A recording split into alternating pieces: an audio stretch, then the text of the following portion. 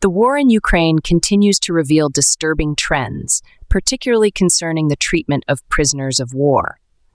According to a recent investigation by the Financial Times, there's growing evidence suggesting that Russian military commanders are either complicit in or directly enabling their subordinates to execute Ukrainian prisoners of war. This is a clear violation of international law, and the reports of such incidents have increased significantly in 2024 compared to the first 2 years of the conflict.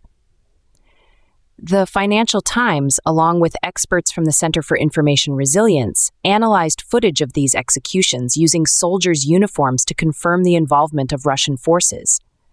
One investigation focused on footage of a Russian soldier shooting 6 unarmed Ukrainian prisoners.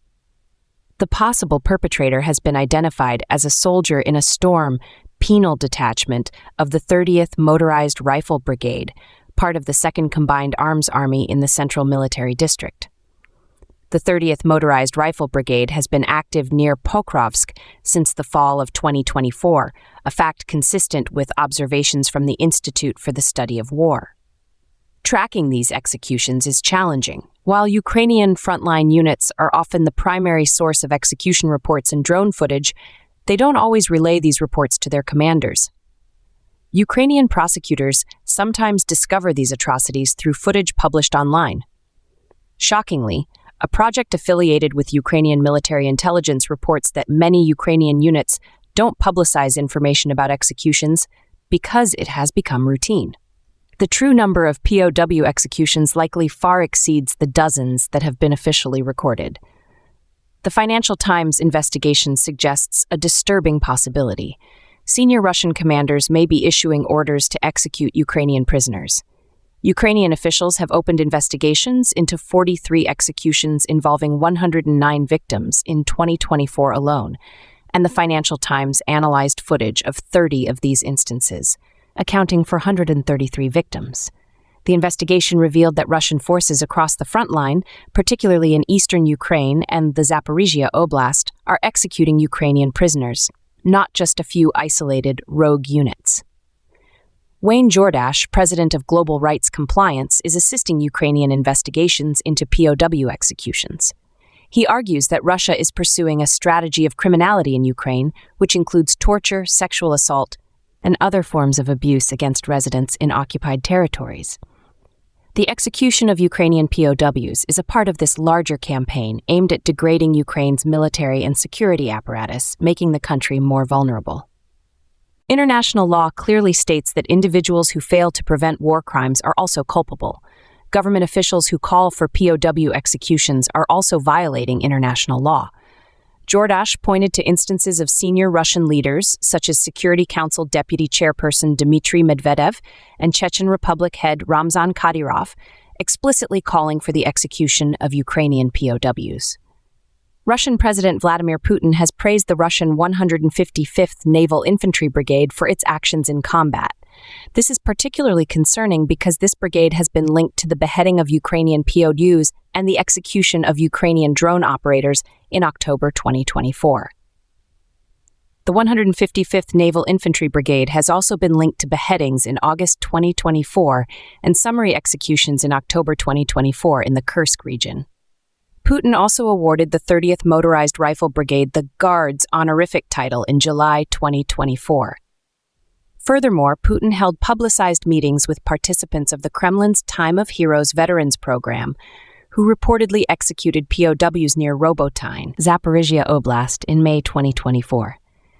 These reports, combined with accounts of torture and abuse in Russian penal colonies, suggest that Russian decision-makers at the highest levels may be encouraging, ordering, or failing to stop these executions and other abuses. This creates a system that appears to incentivize such behavior. In other developments, senior Ukrainian intelligence officials have reported that North Korean forces are conducting joint operations with Russian forces in the Kursk Oblast, gaining new combat capabilities in the process.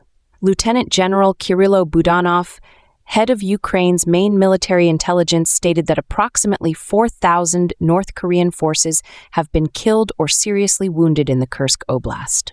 These forces are embedded in Russian units, conducting joint operations in small groups. A Ukrainian platoon commander in the Kursk Oblast noted that North Korean forces have adjusted their tactics, reducing the size of their infantry assault groups and moving more cautiously. South Korea's National Intelligence Service reported that North Korean forces had been training alongside Russian naval infantry and airborne units. Budanov noted an increase in artillery and missile units in the Kursk Oblast due to the presence of North Korean troops.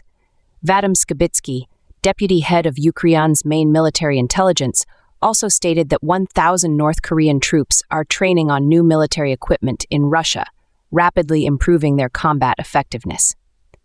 Russian missile experts have also modified North Korean-provided KN-23 ballistic missiles to make them more precise. Recently, North Korean forces reportedly withdrew from active combat operations in the Kursk Oblast after suffering heavy casualties from Ukrainian drone strikes. The fact that North Korean troops have adjusted their tactics to counter Ukrainian drone strikes indicates they are learning and internalizing valuable combat experience.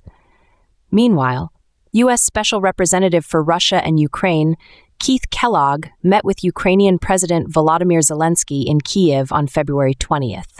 Zelensky described their conversation as good, discussing the battlefield situation, the return of Ukrainian prisoners of war, and security guarantees for Ukraine. Zelensky reiterated Ukraine's readiness for a strong security agreement with the United States, proposing the fastest and most constructive ways to achieve it. In diplomatic circles, the Kremlin is attempting to portray China as more aligned with its stance on the war in Ukraine than China is willing to publicly state. During a meeting between Russian Foreign Minister Sergei Lavrov and Chinese Foreign Minister Wang Yi at the G20 Foreign Ministers Summit in South Africa, the Russian Ministry of Foreign Affairs stated that Wang emphasized the importance of addressing the war's root causes. However, the Chinese ministry's official statement differed, stating that Lavrov, not Wang, expressed a commitment to solving the root causes of the war. This misattribution reflects Russia's attempt to align China's position fully with its own, bolstering its international standing and shaping domestic perceptions of its relationship with China.